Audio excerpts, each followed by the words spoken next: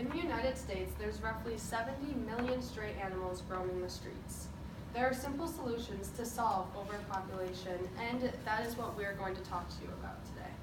Today, Allison, Nicole, and I are going to talk to you about the problem, cause, and solution of overpopulation in animal shelters and what we can do to help. We feel this community issue is something that needs to be heard because we believe everyone deserves companionship and a dog is a man's best friend.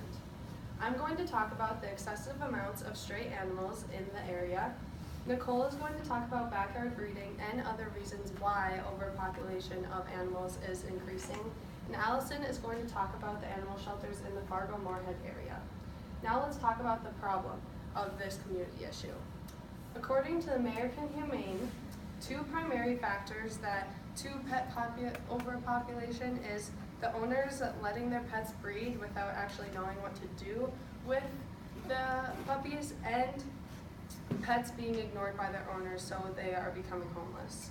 This quote shows that there are many animals in shelters that want homes. They want owners that make them feel loved and cared about, but pet overpopulation crisis in animal shelters are requiring all animals to be spayed or neutered to help prevent this from reoccurring. Second, in the article Pet Overpopulation, it states that there are millions of animals that live in streets their whole lives because of the excessive amount of animals in animal shelters. With that many, there aren't enough resources or volunteers to keep up. It's not easy to feed, bathe, and play with thousands of animals with the limited amount of volunteers that are available. Adopting is just as satisfying as buying a brand new puppy. They need people like us to take a stand and reduce overpopulation of shelters or even volunteer. Anything helps. Now Nicole is going to talk to you about the cause of the community issue. So the cause of our community issue is caused by puppy mills and backyard breeders. Puppy mills and backyard breeders are the same, but just a little different. Puppy mills breed puppies for sale on intense basis, regarded as inhumane, and they use the dogs as cash crop. They are starved till death, they get unsanitary food and water, and they receive no vet care.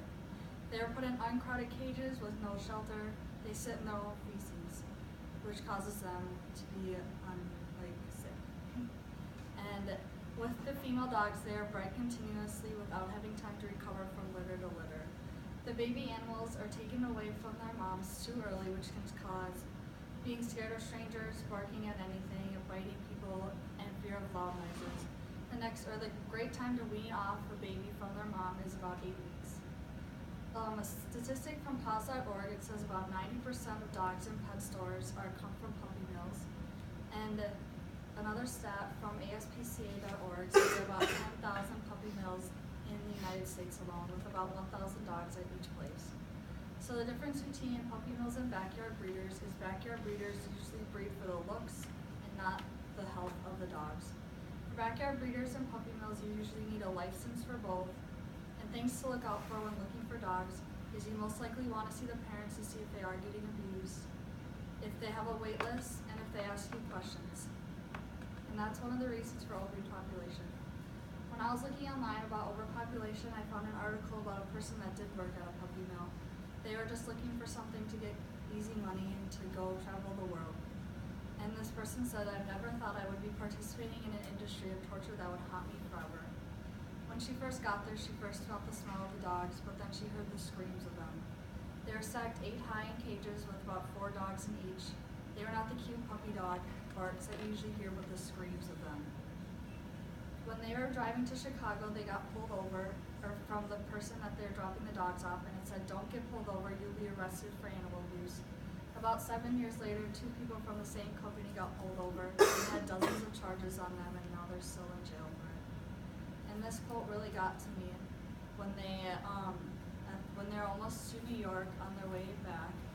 They let the dogs out, and they said it was their first time for fresh air and fresh grass.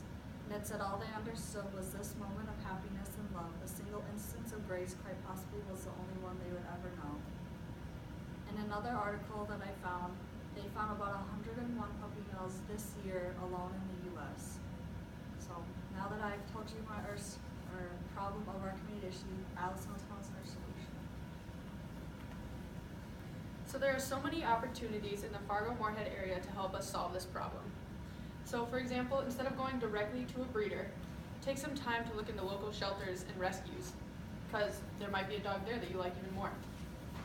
Or you can visit adoptapet.com, where you can enter certain criteria like gender, certain breed, size, and you can get it narrowed down even more. And even your location, so they can find one closest to you. These are some pros and cons versus purchasing a dog and then rescuing a dog. One con that a lot of people look at when adopting is that the dog might be older. It's not a fresh puppy. They can't imprint on it as much. But there are way more pros than there are cons. So yes, it might be older, but they're already neutered. They have all their vaccinations, and they get socialized quite a lot. And they're really well taken care of. So I volunteer at For Love of Dog Rescue. And all of the dogs are usually pretty dog friendly, cat friendly, and kid friendly. So they're constantly being worked with, so they're socialized and ready for their new home. And I've volunteered at For Love of Dog since about the end of September, and I love it. So every shift that I work is maybe like 2 hours, and that's a lot of time is just spent with the dogs. You get to clean up after them, which probably isn't the most fun part, but you spend time with them, you play with them, walk them, give them medications if they need it. So they're taken care of on medications if they happen to be sick. So those are all things that you don't have to pay for, is getting them fixed, vet visits, vaccinations, and all that. My favorite part about working with these dogs is that whenever we go on walks, I get to know their little quirks and everything, and we work on their manners and everything. So sit, stay, general commands. So in conclusion, there is a problem in communities all over the US with excessive amounts of stray animals and overpopulation of shelters. This overpopulation is due to puppy mills and backyard breeders, but there is a solution, and that solution is to adopt and not shop. So we simply ask that you visit a rescue or a shelter's website. So if you visit For Love of Dog, just scroll through the pictures. Like, these are all pictures, dogs that are up for adoption. And what's cool about the For Love website is that they have links to other rescues. So there's a different, like maybe a cat shelter if you're looking for a cat, or there's actually a bird rescue here in Fargo if you want a parakeet. And so I leave you with this quote by Karen Davison. "Saving one dog will not change the world, but surely for that one dog, the world will be changed forever."